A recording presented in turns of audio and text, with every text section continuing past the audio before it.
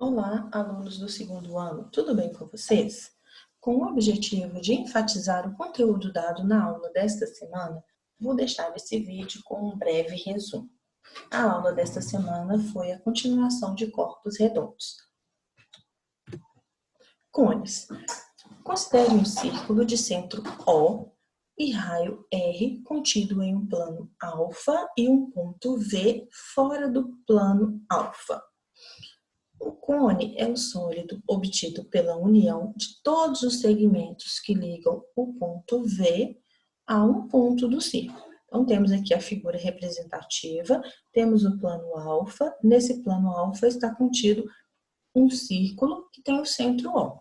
Fora desse plano, nós temos o ponto V. Temos segmentos de reta que ligam esse ponto V à borda desse círculo que está contido no plano alfa. A figura limitada por essas retas e o círculo do plano alfa, ela é conhecida como cone. No cone, nós temos os seguintes elementos. Nós temos o vértice é esse plano V, esse ponto V que está localizado fora do plano alfa. Então, temos aqui em cima o vértice. Nós temos o raio da base do cone. A base do cone, ela é um círculo e esse círculo possui um raio. Então, o raio é um outro elemento do cone. Nós temos as geratrizes G do cone, que é qualquer segmento que liga o vértice ao contorno da base do cone. Então, qualquer segmento que liga o vértice ao contorno da base do cone é uma geratriz. Eixo do cone, que é um segmento de reta que passa pelo vértice e pelo centro da base. E temos também a altura, que é a distância entre o vértice e o plano da base. Os cones, eles podem ser classificados pela posição do seu eixo em relação ao plano da base. O cone, ele vai ser considerado reto quando o eixo for perpendicular à base. Nesse tipo de cone, todas as geratrizes, elas são congruentes. A geratriz de um cone reto é também chamada de apótema do cone. O cone, ele pode ser também oblíquo quando o eixo ele não for perpendicular à base. Então, nós temos aqui a figura que representa um cone reto. Então, nós temos aqui o eixo perpendicular à base e aqui o cone oblíquo, em que o eixo não é perpendicular à base. Em um cone reto, todas as geratrizes têm a mesma medida. E essas geratrizes, como nós temos aqui, a figura, um corte do cone representativo. Então, aqui nós temos o eixo, nós temos o raio da base e aqui a geratriz. O eixo, ele no cone reto, ele é igual à altura do cone. Então, nós temos a seguinte relação, que a geratriz pode ser considerada a hipotenusa desse triângulo retângulo. A geratriz ao quadrado é igual ao quadrado dos catetos, ou seja, a altura ao quadrado mais o raio ao quadrado. Um cone reto, ele pode ser obtido girando-se uma superfície cujo contorno é um triângulo retângulo em volta de um dos seus catetos. Então, temos aqui essa mesma representação com um triângulo retângulo, cujo um dos catetos é a altura desse triângulo e vai passar a ser a altura do cone, e o outro cateto vai ser o raio da base do cone. E a hipotenusa, ela vai ser a geratriz do cone. Nós podemos fazer dois tipos de corte ou seções no cone.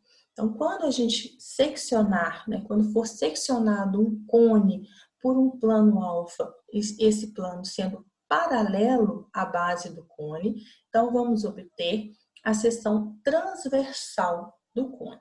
Então, nesse caso, se o cone for reto, essa seção ela vai ser um círculo.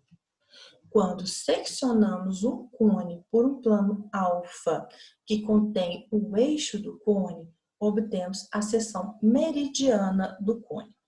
A seção meridiana de um cone reto é um triângulo isósceles, cuja base ela mede 2 vezes o raio da base do cone. E a altura é a própria altura do cone. E os lados desse triângulo isósceles, eles serão iguais às geratrizes. Se a seção meridiana for um triângulo equilátero, ou seja, a geratriz ou o lado desse triângulo equilátero for igual a 2 vezes o raio da base, esse cone vai ser chamado de cone equilátero. Planificação e área do cone. Considerando um cone de papel, pode-se destacar a base e desenrolar o que restou. Ao destacar a base, a gente obtém um círculo e a gente desenrola a parte lateral e nós vamos ter essa figura apresentada aqui. Aqui nós temos a geratriz, a medida da geratriz do cone, do lado de cá também, e a medida do arco, ela é exatamente igual à medida do perímetro da base, que é igual a 2πr, pois essa área lateral, essa parte lateral, ela envolve totalmente o círculo da base. Então, essa medida, ela é igual a essa medida. A área total da superfície de um cone pode ser dividida em 2 partes, a área da base e a área da superfície lateral. Então, a área da base, como já foi falado, é um círculo de raio R. Então, a área da base é igual a πr ao quadrado. Já a área da superfície lateral, ela vai ser igual à área de um setor circular de raio G.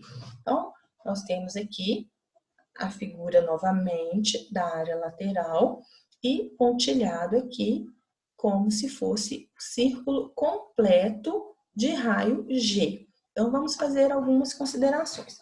Para o círculo completo de raio G, o comprimento do arco ou o comprimento do círculo inteiro é 2πg. O comprimento de um círculo é 2 vezes π vezes o raio. Se o raio aqui é g, o comprimento do arco é 2πg. A área do círculo inteiro é πg ao quadrado, sendo g o raio desse círculo. Como nós temos esse setor circular, a gente sabe que a medida desse arco é 2πr, porque é a mesma medida do círculo da base, então 2πr. E o nosso objetivo é encontrar a área lateral. Com isso, a gente faz a regra de 3. Fazendo a regra de 3 e já passando a parte que está multiplicada aqui pela área lateral, dividindo, então a gente tem 2π vezes o raio, vezes πg ao quadrado, dividido por 2πg. Com as simplificações, nós temos que a área lateral, ela vai ser igual a πrg. Então, a área total do cone, ela vai ser igual à área da base mais a área lateral. Sendo a área da base πr ao quadrado e a área lateral πrg, então a área total vai ser πr, que multiplica r mais g, colocando πr em evidência. O volume do cone, a gente vai calcular da seguinte forma. Então, eu coloquei um cone e uma pirâmide de mesma altura e bases de mesma área. Então, a área desse cone, da base desse cone, ela é exatamente igual à área da base dessa pirâmide. Todos os dois estão apoiados em um plano alfa. Vou fazer um corte aqui com o plano beta, que é paralelo ao plano alfa. As seções S1 e S2, que são determinados pelo plano beta paralelo ao plano alfa, possuem a mesma área, pois são congruentes às respectivas bases.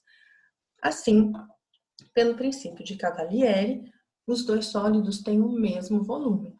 Então, o volume do cone é igual ao volume da pirâmide. O volume do cone, então, vai ser igual à área da base vezes a altura, dividido por 3, que é o volume da pirâmide. Mas também é o volume do cone. Só que a diferença do cone para a pirâmide é o formato da base. Então, a pirâmide a gente tem como base um polígono. No cone, nós temos como base um círculo. Então, o volume do cone é igual à área da base, que é a área de um círculo, vezes a altura, tudo isso dividido por 3. Então, o volume do cone é πr ao quadrado vezes h, dividido por 3. Finalizo aqui o resumo da aula desta semana e me coloco à disposição para quaisquer esclarecimentos ou dúvidas. Obrigada.